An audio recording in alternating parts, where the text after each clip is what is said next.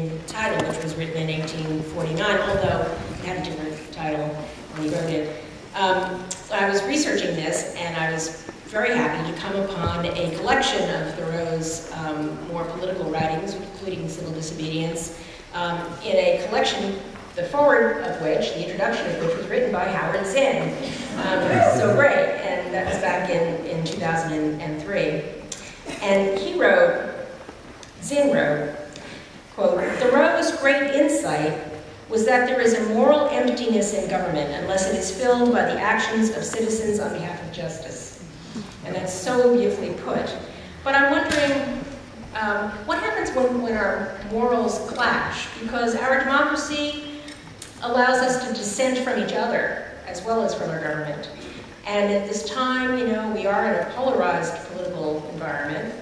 How can we come to agreement or consensus? I mean, are there some fundamental agreements we can all make about environmental justice that can bring us together? I mean, Wendell, I think I might turn to you for this.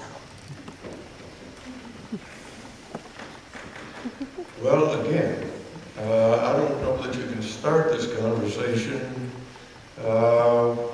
with the idea that you're going to finally get everybody to agree.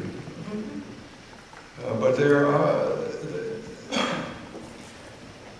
to me, the great insight in that Civil Disobedience essay of Thoreau's is that if you're going to wait for it to start until everybody else starts, nobody ever starts. And if you want it started, you have to start it yourself. And so I'm looking upon this thing we're involved in as a conversation. And if we want to leave all the talking to the energy companies, then it's not a conversation, it's just a monologue. With the assumed audience all in agreement. And the coal companies were being allowed to test their own effluent from those mines. And they were turning in the same reports month after month without even changing the date. This was like when BP's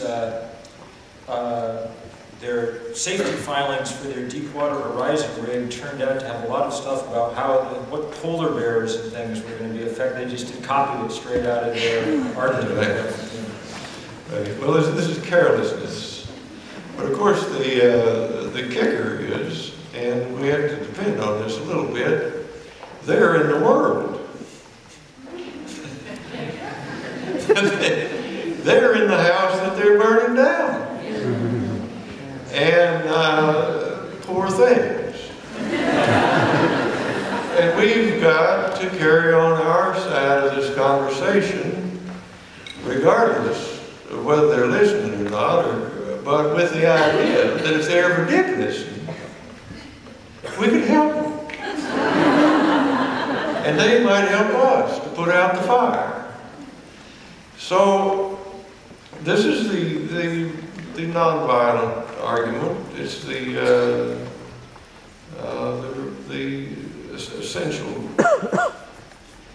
essential argument that we've based our pretension to humanity on, I think.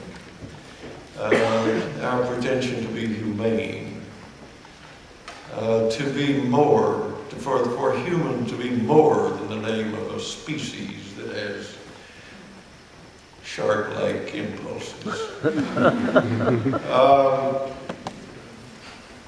And so I think it's important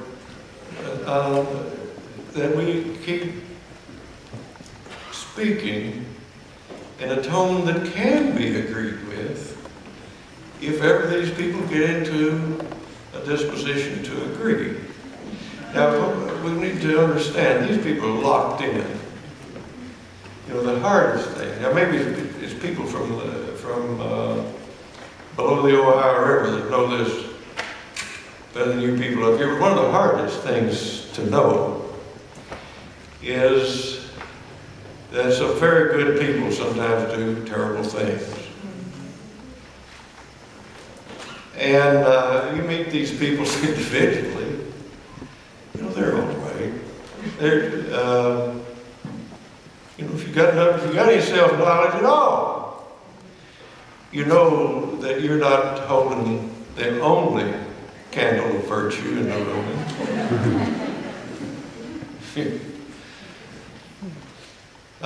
So you got to talk to them as if you were the kind of person they could talk back to, and that seems to me to be important.